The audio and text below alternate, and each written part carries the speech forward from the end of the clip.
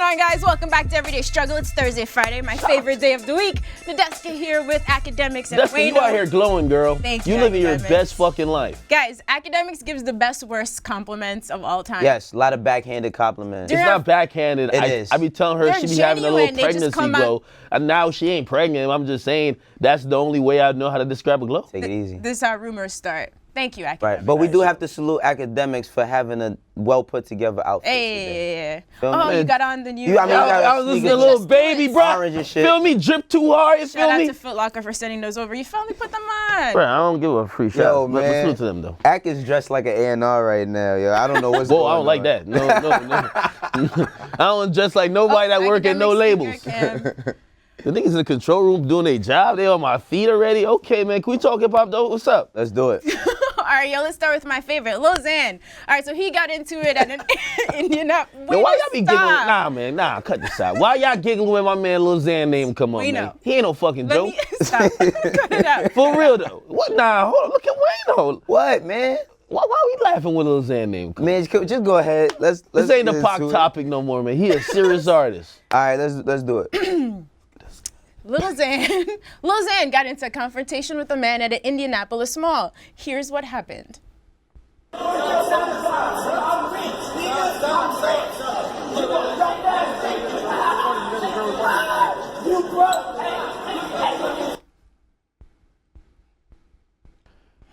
Why everybody looking at me now? Hey, You man. said take this nigga serious. You know I took him serious because when you get that turned up and when you trying to fight in front of a little bourbon chicken spot at the mall, that's a food court, by the way. That nigga was serious, man. So I don't know why he was arguing, but Lil Xan a real one, man. Some people are upset about what he said. Is it an issue? Man. But what he said? He's Mexican. He said nigga. Oh, Mexicans say nigga. I But they know use it some in a lot of people are different ways. upset, but I didn't even know Lil Xan was Tekashi's Mexican. low He key. uses nigga all the time. So then it's not a problem. Low key until I met his parents and everything and seen like he was really Mexican. And also he speaks Spanish. Lil Xan, I always thought Lil Xan was white. You know what I mean? I think that's why people are upset. There's like They thought no he was white rappers now. Everybody's like half Cuban. Is that what's going on? Yo, we're desensitized by the word nigga. Like, it's crazy. The people would say nigga to you and think like that you're just cool with it. Like, they just say it. Except that girl who did it at the Kendrick concert. Oh, yeah, the that crowd was was bad. not with that at all. Honestly, I have no problem with this if like this is something he does all the time. You get me? And what I mean is that like if he's only saying it when he's angry or whatever, he probably knows he ain't supposed to be saying that word. You feel me? Man, that nigga's high off them. He high off them hot Cheetos again, bitch. The hot Cheetos got his stomach like a little discombobulated. But I'm just hoping that he's never put in a record. And obviously, I thought he was white. But hearing him say that, I will tell y'all like all these little, I don't know who he was arguing with, whether the person was white or black, but most of these white, I've learned white kids call other white kids nigga. It's weird. He wasn't using it in the context of something racial, by no means. Yeah, he was just angry and yelling. He just listen, Lil Xan, we get it at least like 2 or 3 times a month where he does some shit to make himself look crazy. Before he was saying how his pops was on drugs, he just found out they tried to snatch the phone from him. He was pissing on his platinum plaque. The kids all over the fucking place. I think he needs some time off. Xan needs some time off. That was like a very dad assessment. He just sat back like. I think he needs some time off. Okay. No, actually, I think he needs some mental help. Like, I think we're looking past a lot of shit that he's doing, a lot of outbursts, and like, it's so easy to clown because it's fucking Lil Xan. And I think it's a real cry out for help. Like, you know, a lot of times, you know, like when you hear he's canceling a show and it's like, I have anxiety. Like for a lot of us, it's like, it's just a joke, man. So we laugh, but I do think that we probably need to take a little bit more a serious approach to what's going on with him because like he's like recently he's been saying, yo, my label don't care about me. If I knew what I knew now, I wouldn't have signed, even though he got $2 million from Columbia, but 2.4 actually, but now he's in big regret mode and we're seeing these outbursts. We saw what happened. He went to Canada. Him and another guy the guy named is Killy, they had a little confrontation.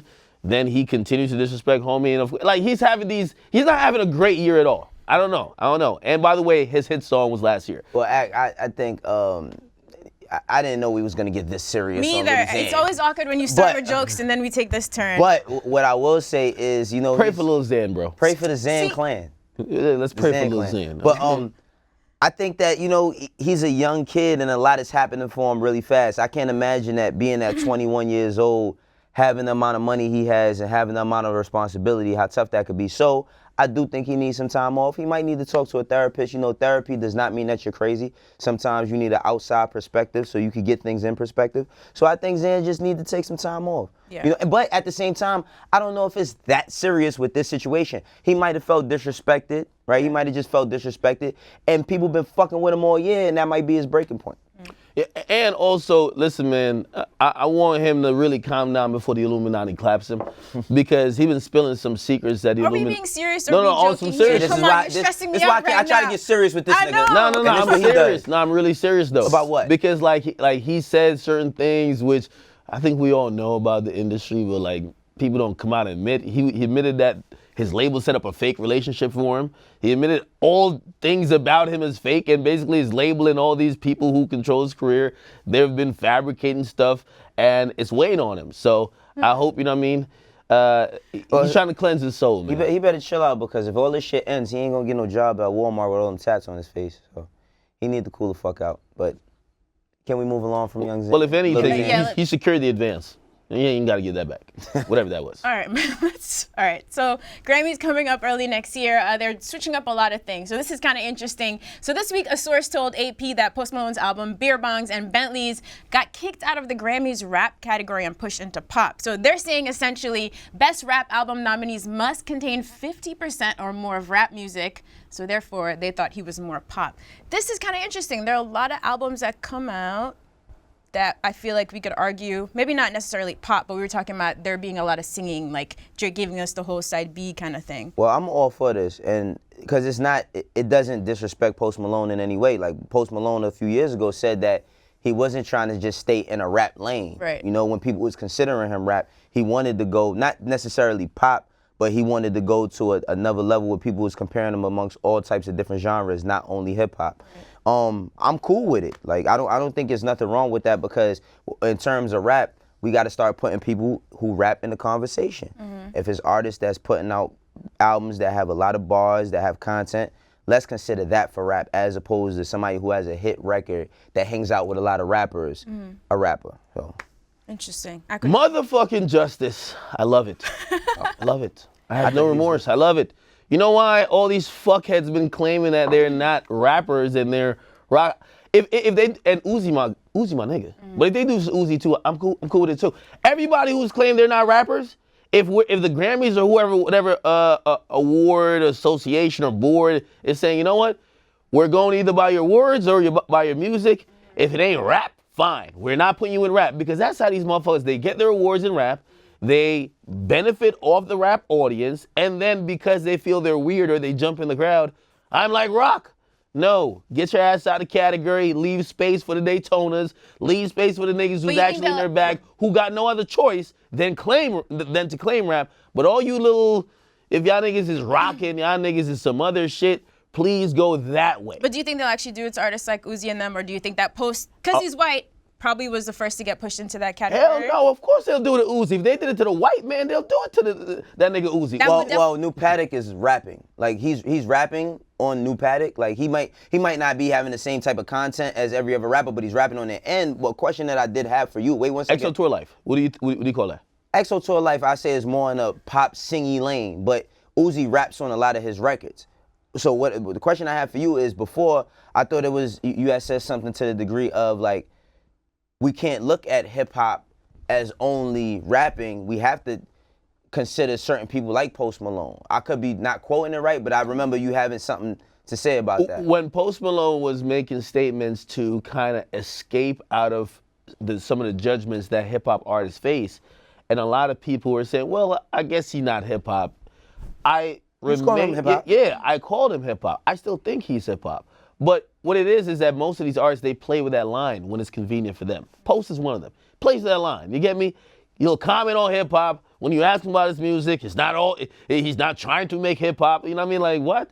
If you're gonna be down with the genre, be down with the genre. Because honestly, you're capitalizing on the genre. Now, I think this is one of the repercussions when you're not down with the genre. Like when you're not all the way down and you're dibbling and dabbling and you're like tiptoeing, you don't want to even categorize what you're doing. I get it. everybody's making very diverse music, but all these artists should be saying, I make hip hop music. Yes, I might not be rapping on all my songs, but what I do is hip hop. And when you start rejecting hip hop and basically saying that you're doing other genres, knowing that really you're getting, I know when your song crosses over, everybody loves it, but the majority of your audience that's really pushing your career is hip hop, I feel is offensive. Well, I think, especially for artists like Post, what I would like to see is him say, all right, while I'm really in this shit, it's because of hip hop. Because when I seen him, to me, he looked exactly like A$AP Yams the first time I ever seen him. Right. He looked like, I felt like he had Yams look down to a T, and then he just started rapping. Now, he got, the record that we all knew him for first was what, White Iverson? White Iverson. That was the big record, right? When you talk about Iverson's impact with hip hop culture within basketball, because he was like, I'm not wearing no suits, I'm gonna dress how I'm gonna dress. And hip hop is a form of expression. Now rapping, they're one of the same but kind of different, because I feel like hip hop is just full on expression. Okay. With Post, I just want to hear him say like, yeah, I'm here, but hip hop is what got me here. So you guys are feeling that it's less about the 51% being rap and more about your actual attitude, claiming this. Yeah, genre. absolutely. Okay. Well, if you're also coming out and you're categorizing your own music, like who's gonna tell the people who get your music via submission what they should like categorize the music as? You're just telling them what it is and what it isn't. I will say this though, going forward and just even this happening, right? Post aside, and by the way, to finish our other point too, the reason why I went that hard on Post Malone, I was like, Juice WRLD sounds like Post Malone, but because he's black, we're not gonna really afford him the opportunity. He sounds like him? Yeah, he does. He sounds like him a little bit. Right. It sounds like him mixed with Uzi. Oh, you mean like, do you think like, I mean, they have like the same type of WRLD style, or, because I don't think he sounds like, I think they got similar styles, but he don't sound like him. Okay, styles, whatever it is, it reminded me of him. He won't have the same opportunity to be like, I ain't hip hop. They'll be like, get the fuck out of here, from Chicago, you're rap. Nigga, we know, and we heard you freestyling, nigga, you rap. You know what I mean? Yeah. Like, he doesn't get that. But what I will say though about these categories, and we talked about it yesterday, they gotta start opening these categories up and kind of blowing them up in terms of figuring out what's what. When we hear rap is something a little bit more targeted than just like hip hop as a genre. And the Grammys doesn't have a best hip hop album. They just have best rap album. Right. You get me? So when you think of rap, you think of somebody who would be rapping. Well, I mean, as opposed to hip hop. Yeah, that's why I wonder how much this then inclusive. opens up the category to other rappers, like more people like J-Rock being nominated. right, you know what exactly, I mean? because it's like, okay, if there's only a certain amount of slots, then can we get a Nipsey in there? Can we get a J-Rock? Can we get a Pusha in there? Because if we're talking about rap, then that's Those what it are the is. best rap Like I albums. said, when we was talking about Scorpion, I was like, yeah, it'll definitely be considered for album of the year, but I don't think it'll be considered for rap album of the year, because it kind of levels out as 50-50. Right. Do you think it should be considered for best rap album? Because this specifically is talking about pop, but I'm curious about more just R&B leaning albums then. Do you agree? Well, I think it should be, but I mean, if we're going by the rule that, and the precedent that they're setting with this The Post Malone joint, 51% right? rap. No, it shouldn't. Right. It shouldn't. But I do believe that, you know, it's award show, so there's a lot of politics. So they might look at it like, hey, listen, we got to award Drake some way. Who knows if Drake's gonna show up or maybe even perform. No matter even if it's the Grammys, it's politics, right? They're gonna put him somewhere that he's gonna get awarded or nominated, right? Yeah. So whether it's, hey, we're gonna throw you to the rock side, or fuck it, for you, you're hip hop. You get me? We'll see what it is, but a lot of times trying to like wrap our minds around why award shows do what they do, considering that we don't know like the conversations they have behind the scenes, sometimes with the artists or just with other people, it's very just tedious. Side note, Drake getting a best album of the year nomination would be pretty huge, right? If I'm recalling correctly, he's received rap a couple of times, but not actually album of the year. Didn't he win it for Take Care? But rap album, right? I think he won Not rap actual album. I'm Hey. just wondering if he'll ever get the... Hey, I'm gonna see if the prophecy comes to light, because when I talked to 40, it was like a year ago. I think 40 said, when we drop our next album, we cleaning up them Grammys. Yo, That's album what that nigga of the told me. year would be a big... Yeah, he told me, he was like, Definitely yeah. gonna get Song of the Year with In My Feelings. That's definitely gonna be one of the songs of the year. That's one of the biggest records this year. Yeah. We'll see. Has there been any other records like outside of hip hop? I'm gonna be listening to other shit. Like none of that shit that they be putting out, I don't know what that bullshit is. Don't worry about it, Ak. All right, some more Grammy news, just so you guys are not disappointed next year. The Best New Artist category is always very contentious. I feel like the year Bieber lost was pretty bad. But look, Cardi B's not going to be nominated for a Best New Artist, just so you guys know. So they're saying now that they're excluding artists who have been previously nominated. And since Bodak Yellow got 2 nominations, she's out of the running. I'm with that, cause I feel like well, who got didn't Alicia Cara get? Alicia Cara, yeah. Yeah, and I felt like that could have been. I mean, it could have been a Cardi or it could have been SZA. Like I feel like it could have been SZA, and I feel like it comes around your impact. Now, SZA had been down with TDE for a bit, but her impact came within the last year. Yeah, and Alicia Cara had already had a big ass year like the year before. So when we seen Best New Artist, we like, damn, It's always a category. Well, I'm happy that they starting to clean shit up. Yeah. You know what I mean? But Cardi's past being the Best New Artist now. You know? I mean, she should have got nominated last year. I think this fucks Cardi. I'm glad that they're making it clear, like, yo, if you got nominated before, because, again, I don't have all the facts in front of me, but it looked like they would nominate niggas for, like, songs or, like, certain categories, and then a year after your album comes out and you've toured, that's when you get the nomination for Best New Artist. I felt Uzi's, like, Best New Artist joint was kind of, nomination was kind of late. Yeah. Right? Yeah. But I'm glad that they're being clear with it now, even though it probably affects Cardi, because this is probably the cutoff point you could consider Cardi a new artist anyway. Well, the thing is, like, even with Uzi, see, this is the difference between hip-hop and the actual Grammys, because if you're a fan of hip-hop and you know what's going on, you know Uzi been putting shit out consistently since, like, 2014, 2015. They just caught on, you know what I'm saying? So it's like by the time they catch on, then they're like, oh, who's this new guy? But we've been up on it. And I think that's why we got to stop giving the Grammys so much credit for how we perceive things, because they don't dictate, the Grammys does not dictate what happens in hip hop culture at all. It's true, but we're always want that award, looking though. for the recognition. That's the problem. But it is good, like Ak said, that they're trying to make some moves in the right direction, it seems. But yeah, still unfortunate that Cardi is not going to get the Best New Artist, because in terms of impact, no one's like competing with her in that realm. Right. So let's just stay on sort of same topic for a minute. We've been talking a lot about these super long albums people are putting out for streaming numbers, etc. We know Kanye and Good Music did the 7-track run. So Pusha, during an interview at the Red Bull Music Festival in Berlin this week, said that he actually really dislikes the super long albums. He said, I'm so anti the idea of everybody putting like 25 tracks on an album to get the streams up and all of that. It's such a poverty way of cheating to me. I'm not into it. It's just interesting to hear an artist's perspective on this now. And he later said that it was Kanye who convinced him that the 7-track thing was cool. Are you guys surprised to hear this from an artist like Pusha? Pusha sounds like a hater.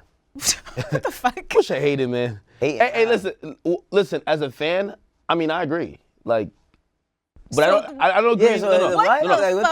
I agree, but not in terms of cheating, because I hate when musicians or labels start talking about other people cheating because y'all all do the same thing. You cannot point the finger. And by the way, who's Pusha T's manager? What label are they linked up with? Come on, like y'all do the same shit. All right. Bundles is cheating. Getting an album with 30 songs is cheating. Everybody finesses the numbers. Okay. So because everybody finesses the numbers, I don't like when artists start kind of pinpointing or trying to point at other artists for doing some number finessing and claiming it's cheating. I didn't like when Nicki did it. I don't like when he's talking about different. We cannot compare Pusha answering a question here. If I would have wholeheartedly agreed with him if he said, listen, I'm a fan like everybody else and I'm a consumer, and I've been noticing that a lot of these albums, people are just beefing it up and it's not sounding good. That's good. He's right. Like, we're getting a lot of fillers in these albums. Okay, so cheating when it comes to numbers, a nigga on a label can't say that shit. Okay, but guess what? You want to know why? Because we're reducing the quality of music. Motherfuckers are just throwing a bunch of shit on there because they're gonna listen to everything else so that they could get their numbers up. So I don't know if cheating was specifically the right word he used, but I'm tired of getting 25 song albums that I'm done by 13 or 14 because the rest of it is just, I wouldn't call it bullshit, but it's not living up to the filler. The beginning of the album. So creatively, I respect that stance. Like, creatively, I respect that stance only because you said it before on fucking, what was it, Culture 2, how they just filled up a bunch of tracks and they like, yo, they just trying to get the streaming numbers up. Yeah, but the only difference is he didn't say creatively. He's talking about sales. Okay. And that is just hypocritical. Look at even your mans. Back to Kanye. Kanye tried to finesse that same shit as well. When he dropped The Life of Pablo, hey, it's only gonna be available on Tidal. Tidal came out with some wave fugazi ass number. He did 250 million streams while they had 4 million subscribers. Bullshit. You get me? Like, it's all about finessing the numbers. Labels and artists finesse the numbers. You know why? Because as us fans, when we hear that you do a big week, look, really, in reality, Travis did half of what he did. But the labels finessed it with the bundles and all that. Us as fans, we like the album, but the numbers, like, looking like that, damn, Travis is one of the hottest out here. But you just now said that as a fan, I respect that. But he didn't speak as a, like. No, we're not talking about what he spoke as. I'm talking about what you said as a fan. You said as a fan, I respect that. So, Tita Tata, which way is it? Yeah, he's just separate. He's saying from a fan perspective, he get it, but he thinks it's hypocritical for an artist to say it. I don't want no artist saying nobody's cheating with numbers. Also, so to Wayno's point, maybe like the way he phrased it sounded harsh. And also, we're not seeing it in full context, so let's not take it as hating, but I understand the point that you make. Because the word cheating is, all right, you're doing something to win in the public eye where you shouldn't have. That's what. But also, Push is the kind of guy that I feel like it's okay if he says something like that. He's not someone who's like really played that game so hard. And he's not a person that does a bunch of numbers. You're affiliated with motherfuckers that have. You're on a major label. Affiliated doesn't mean he's like, who's not on a major label? Okay. Who's not on a major label? But that's what I'm saying. All of these niggas is on major labels. Exactly. So your label does whatever they can to get these sales up. They're finessing until Billboard calls them out and stops it. Yeah, but when you're talking about Pusha specifically, we just talked about My Name Is My Name, saying how great of a project it was, and it didn't have the impact because they didn't do all the fuckery and the pushing. So it's not like he's all right. Well, so it gets back to I guess Drake's beef with the whole thing with even why you dropped W Freestyle. Before you call me out, how about you start with your own camp? If he had said, listen, I didn't like when Kanye West did that bullshit with Life of Pablo with that sales, like the niggas around you have done this shit. Yeah, but so you can't make that statement and not realize that niggas around you that you're cool with have done it. But that's why I think it's from more of a creative standpoint. That's all I'm saying. I think it's from more of a creative standpoint because you get bored with a lot of these. And in the early 90s and early 2000s, we did get 20-track albums that we wasn't thinking about streams. Like, this is the problem that I have with the whole sales thing, because now sales, it deteriorates how people perceive music. It's like, when I used to see an album that had 20 records, I'm like, oh shit. You were gonna live with that. I'm not thinking about streams and how much a motherfucker's making and all of that, but all of these conversations, now it's like people are just saying, you know what? I'm gonna add all of this shit that's not matching all the shit I had in the beginning just so that I could get my streams up. So from a creative standpoint, I respect that. From a creative standpoint. I'll agree to disagree that I thought that's how he intended it. I agree on a creative standpoint. He was speaking about sales. And when artists start speaking about sales, y'all all cheating. This is a steroid era, man. Yo, it's streaming. It's a steroid era. Like the streaming services, it's the same thing. Yo, it was super cheating when Apple would go to somebody and said, I'm gonna basically plaster you all over our website, which we all know the power of like an Apple or a Spotify. If you give us a 1-week exclusive, that's kind of cheating. You know what I mean? There was so many ways of cheating, and Billboard is figuring it out slowly, but it's the Wild Wild West still. And everybody's realizing that numbers mean something now to fans. Like, we're seeing it with Nicki, if we think somebody flopped, it's gonna change the perception. Somebody did good. Yo, side note, someone on the set is largely responsible, I feel like, for bringing all the scrutiny back to the numbers. Right. Am I right? You're the 50 Cent of trolling. No. Yeah, you, this motherfucker. The first, when I first started Everyday Struggle, one of our big conversations was which niggas was flopping. And I remember I was direct in saying this, and people finally started paying attention to numbers. So I'm glad about that. And plus, you know what? If rappers could talk about how much money they got on every record, man, as fans, we could probably talk about how much you sold to. Okay. Yeah, but not that. You're not the casual fan. Let's act like you don't have inside information. Hold on. Not that, and this is what I always say, because I think that's the only knock against that. Like, more information is never a problem. Right. You won't ever hear me come and sit here and be like, oh, because this album's selling great. It's amazing. Never that. You get me? So quality does not mean how much is sold. Like, sales and quality are two different things. Right. But I do think both are important to realize how many people are enjoying the project. Kanye wants to take sales away, right? Didn't he say he wants to take Twitter followers away, man. I need my Twitter followers. Fuck all that. So active.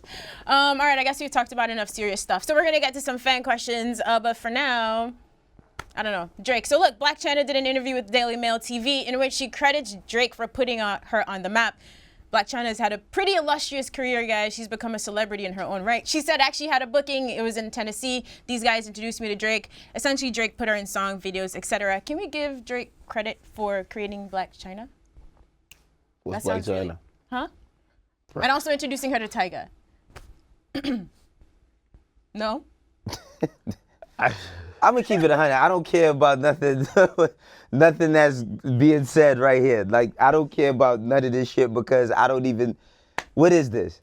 We could talk about how high too instead. I always prefer to talk about stuff like that. I don't know what Blac Chyna's talking about. Okay, you're not giving this Drake was the like credit? some. He's giving us The Weeknd. He's giving us Blac Chyna. No, Drake ain't. I didn't learn about Weeknd from. I meant like put a Well, little spotlight. I don't mean that Drake created The Weeknd. I said I didn't learn about Weeknd from Drake. How'd you learn about him?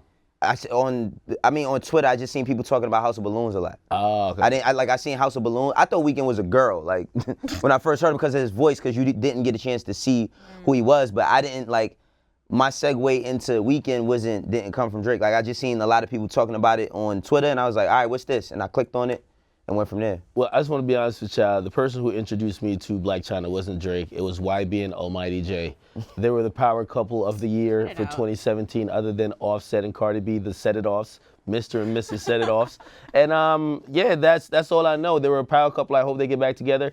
I know my man YB and Almighty J's heart was broken when they they separated. And to be honest, I think the rap career won't go anywhere. Her music is garbage. We heard a snippet. Even with Joe Budden writing for her was terrible. But I do believe that she makes a great spouse, and YB and Almighty J is that guy. What a fucking monologue. Good job. She makes a campaigning great spouse. for the YBN. Have you ever said the word I'm campaigning for black love and black excellence. I'm Great. sorry to sell it. Tell you, okay? Great. We need some new merch. We ain't gonna go there, Ak. All right, guys, so real quick, a few weeks ago we talked about City Girls rapper JT. She had to turn herself in for fraud charges, and she was supposed to get out in March 2020, but she's actually going to be home really soon, I believe December. Short stint, she went in like June, so that's good for her, right? Hey, I'm not going to lie, man. I first heard she was going to do life, then 10 years, and then Drake said she's a great person. She's getting out next week, bro. Like, she's getting out pretty quick. Listen, of course, you know, I'm glad that this is getting a little expedited and she'll be home soon. And of course, like everything with QC and her other group member, like definitely is holding her down.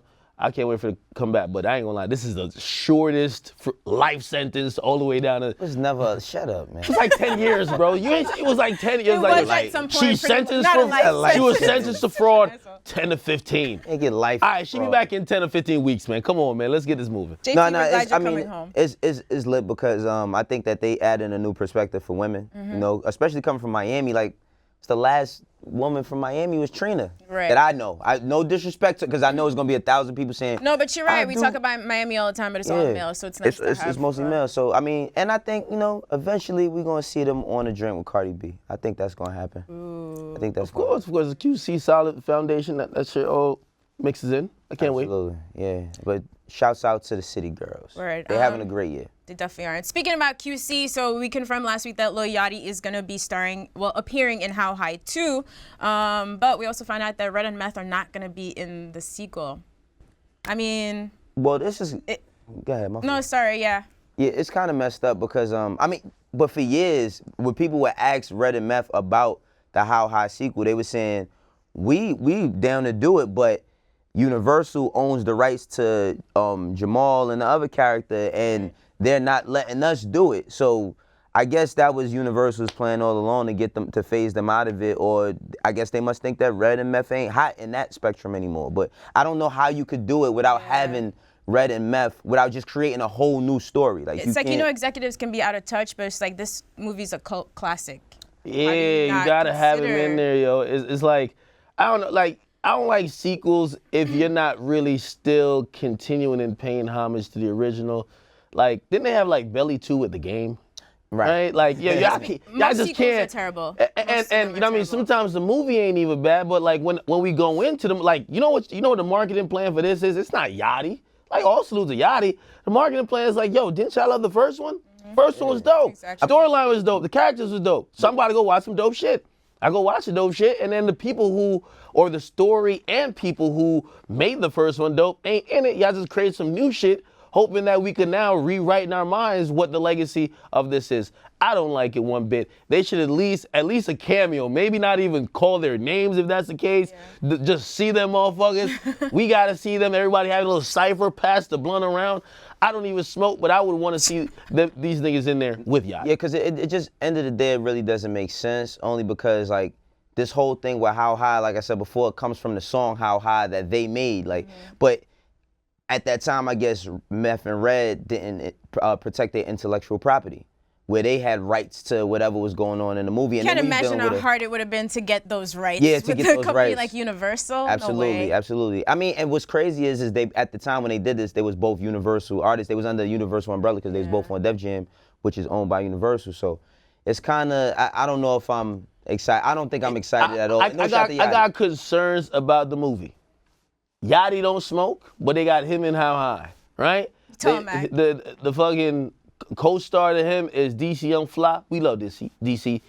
But we don't know how that's gonna play out on camera. It might be great, but still, it's kind of like watching Friday and we don't have no Smokey, no Craig, no Day Day, and it's a bunch of new niggas and they're saying this is like late Friday. You know what I mean? Like, chill, nigga. They was able to, one thing about Friday was, I mean, they was able to keep the story going and they was able to get past, because everybody thought that if Smokey wasn't in it, that it wouldn't be good, but Mike Epps, that was the start of kind of Mike Epps' career. Okay, but they kept Craig now. They kept Craig. No, absolutely. If you ain't had Craig, if you ditch both Craig but what I'm and about Smokey. to say, what I'm about to say is, like, still even to now, I mean, Friday After Next came out, what, like 2003? It's 2018. We still don't have another Friday, and that shit is a $100 million movie. Yeah. You know, so I don't know. I don't know shit about film business. But we know that this is trash. Yeah, nah, this just is kidding. Like, trash. good for Yachty. We're kind of excited to see it, but it's pretty. It's good for Yachty. It's garbage that they're not in it or even considered. Wait till Wayno and Nadeska get a hit up to be a cameo in the joint. They're gonna be saying this is the best thing ever, yo.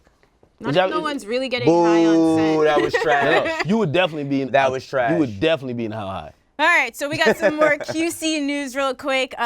So P was offering this week $20K for a stolen hard drive, which was stolen in a car. And he's such a good businessman. He's like, look, I understand the hustle. Don't worry about the car. Just give us the hard drive back. And Lil Baby got the hard drive back. This sounded like it was a Facebook post set up for a hit. Like, let me find out which one of you motherfuckers robbed my engineer, man. And, well, I'm glad that they got the music back. I would think the shit was password protected or something, but maybe it was. Maybe the music was just that valuable. Could you imagine the amount? It's probably like 13 albums on that shit. 13 Lil Baby albums. Yo, it's like Quavo's Unborn Child, album. A solo album. Culture's album with, like, it shit might be crazy, man. Who knows?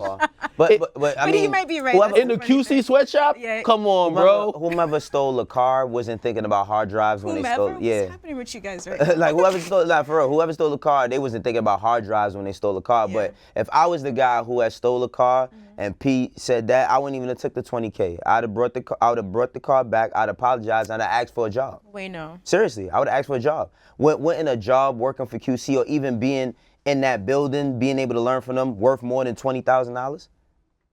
That's what I would have done. I can't argue with that. Fucking That's what I was gonna say. Okay.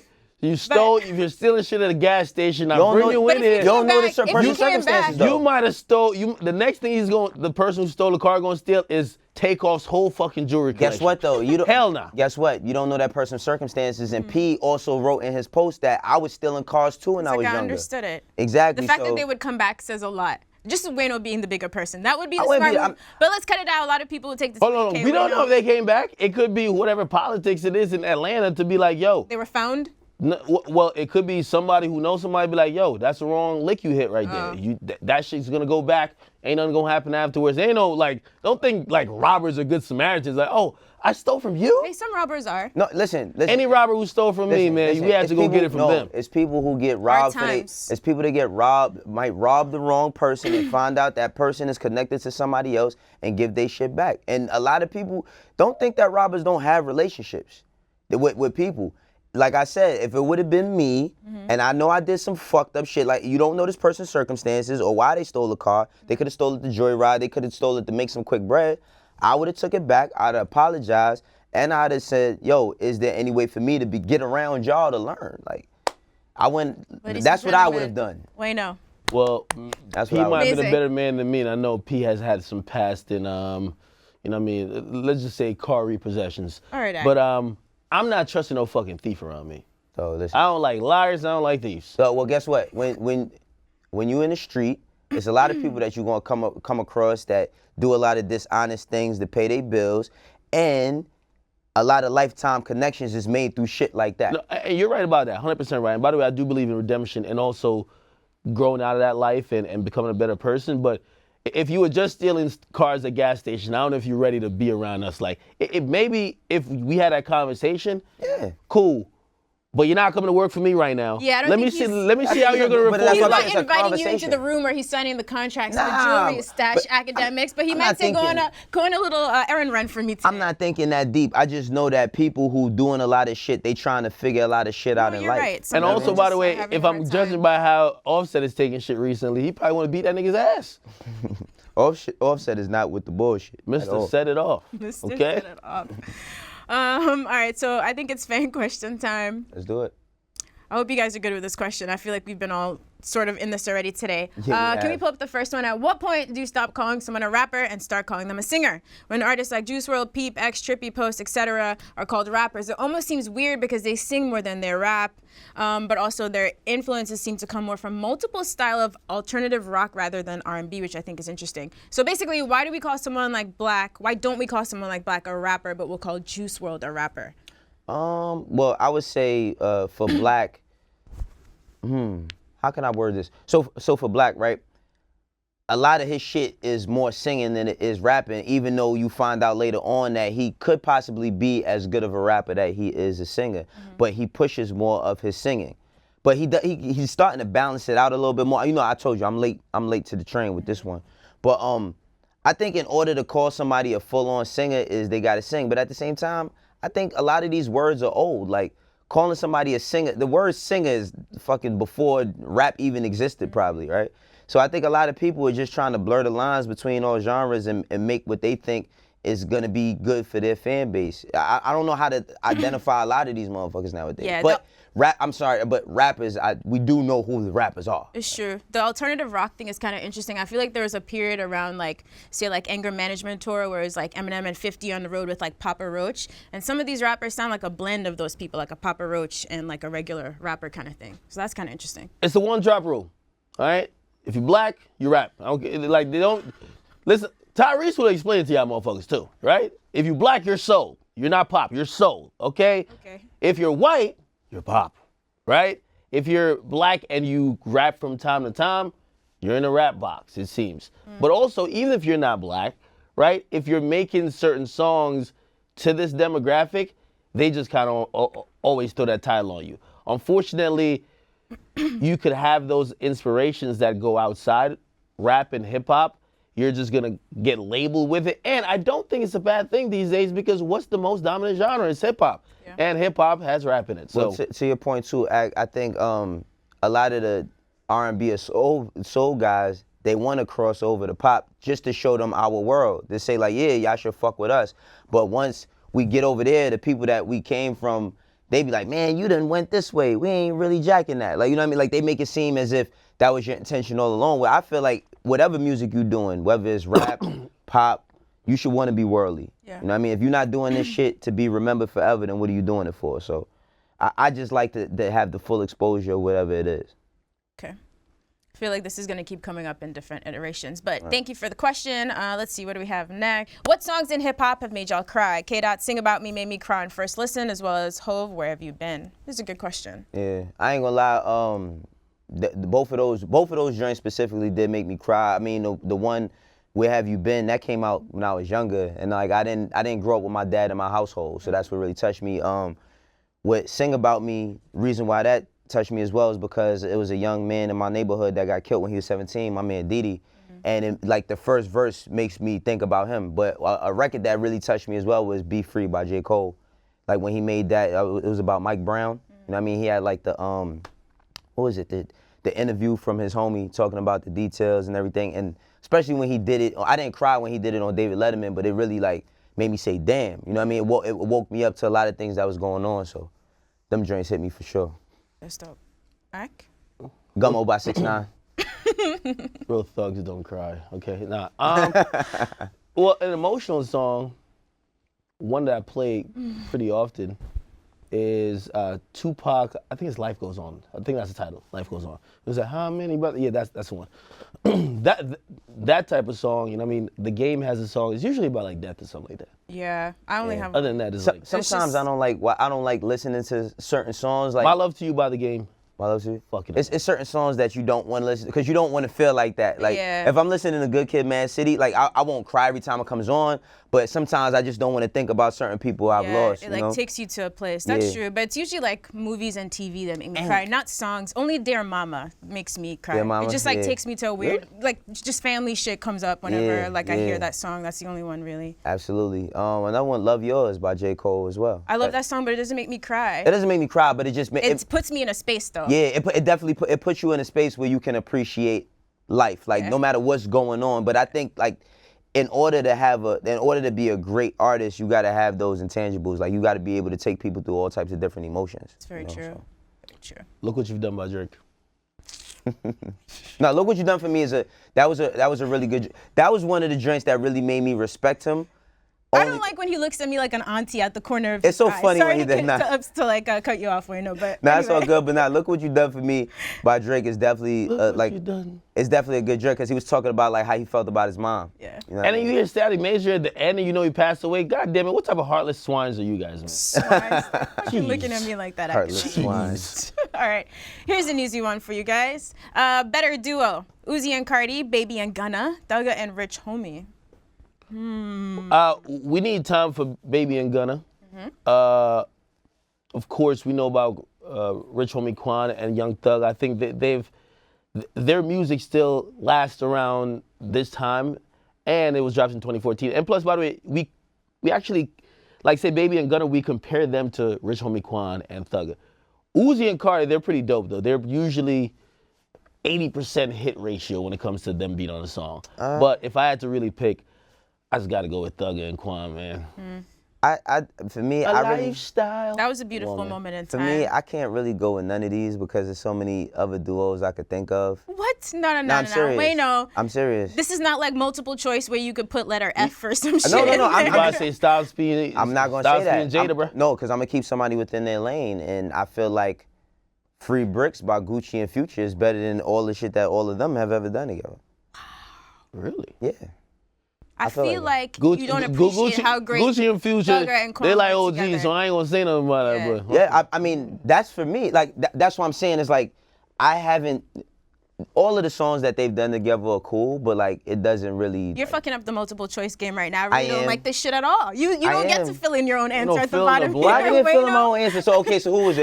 It was Cardi and Uzi, Gunna and Baby, and Thugger and Rich Homie. Okay, if I have to go with these choices, I got to go with Thugger and Rich Homie. Were you the kid who just put C on multiple choice every time you didn't feel like? I used to fucking do with the question? abacadabra.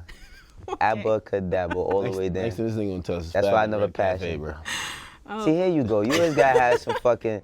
Do you know any Jersey duos? How about Remy Boy Monty and Fetty Wap? Okay, It was a good duo. Thing. They got They hit still doing records. their thing. Okay, Yeah, of and course. they had made tremendous records together. That's good. Let me see who else. Jersey niggas be killing me like, yo, you ain't Yeah, remember yo, that? because you're not from Jersey, Livingston. You from Spanish Town, Jamaica. Nah, man. Salute to Jersey. I love y'all when y'all do claim me. Oh man. When y'all don't, I just claim Manhattan. Manhattan. Times Square. But yeah, if I got to pick from those, I'd say Rich Homie and Thugger. All right, Wayno. I think that's it. That's our show for the week. That's it? They got 3 more days. They got to wait till they get another show, bro. That's it? What else would you like to tell them? Missy's Shit, dropping a new album next Missy's year. dropping a That's new happening. album. Yes. Do you want to talk about producers here? I can read one more How about question. we if go you into that want. question then? The Missy question. Here we go, guys. What up, Wayno, Ak, and Nadeska? I have a question. Everyone's talking about Nicki's legacy, but how y'all rate Missy's legacy and the way she delivered her bars and visuals back in the 90s and early 2000s? By the way, after a 13-year break, she has announced a new album coming next year. That's dope because when I think of Missy, and I said it before, I think of individuality within the game. And I mean, you know, a lot of people aren't going to be as excited as they used to be because her music is probably not going to be pushed to the forefront. We're not going to see it plastered all over Apple Music or Spotify, but I could always appreciate some new Missy music because she always had fun, right? Do you always want to hear Missy with Timbaland?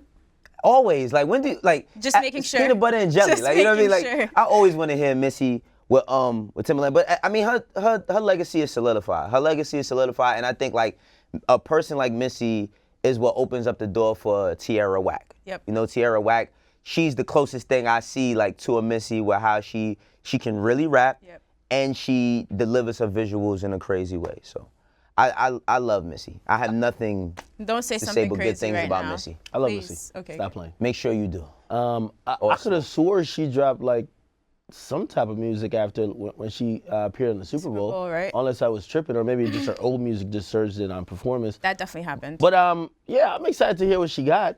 I think because she's so unique, she might actually avoid some of the pitfalls that some of these other artists have kind of came into when they release an album after a long hiatus.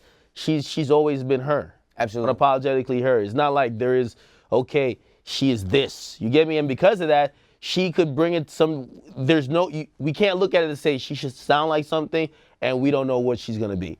So based on that, as long as the music is hot, of course, not everybody might be on that wave, but of course the people who loved and appreciated her works and also are interested in whatever sound she brings will appreciate it. So I wanna hear it. That's why, and that's why I think I wouldn't say, because I think we always got to be critical of music, but I think that we just got to it comes a certain time where we just got to appreciate what's given to us by the ones that laid the foundation. That's why I say that about Wayne and all the other ones, because to be from that era of the early 90s and still be here in 2018, whether she sells a lot of records or not, for her to just give a contribution to the game. And she's been through a lot. You know, she had I think she had like some health troubles. Some health troubles, yeah. She I don't know what she had, but she had some health troubles. She's still here. Yeah. We got to just start appreciating them more while they're here. I appreciate you, Missy. I mean, she, like Wayne, she's one of those artists, so we're talking about all these 25-song projects that drop. A lot of these will probably not listen to in 5 years, like listening to Missy forever. Yeah. Any throwback playlist I make, there's at least 4 Missy songs on it. Beat you know, Me 911. Yeah. You know what I mean? Like, Forever, ever. Get Your Freak On. She got so many hits.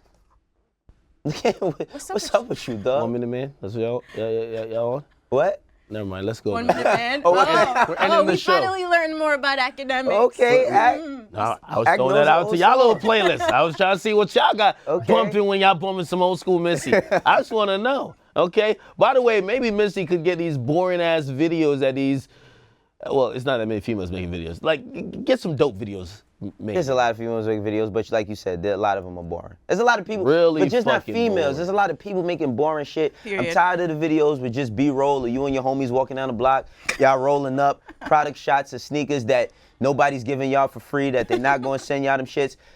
Add some more no, for real, add some more creativity into your shit, because if you feel like you're dope, right? If you feel like you're dope, I feel like everything you do outside of your artistry as far as you rapping should match that.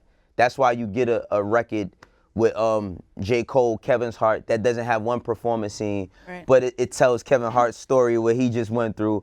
You know, like, we gotta have some more creativity in the game. I'm tired of all the, stop standing on your fucking block doing 5 videos there, in front of the projects, in front of the stop signs. Find some new locations. Gummo was fire. I don't know what that nigga talking Find some, Gummo was, you know why Gummo was fire? Because it was one fucking Mexican kid with a red flag on around a bunch of black kids, and we never seen something like that, and he had rainbow hair. That's what made this shit fire, that aesthetic. That video was dope. Hot nigga's fire. I know this nigga. Academics. You want me? I got examples for days.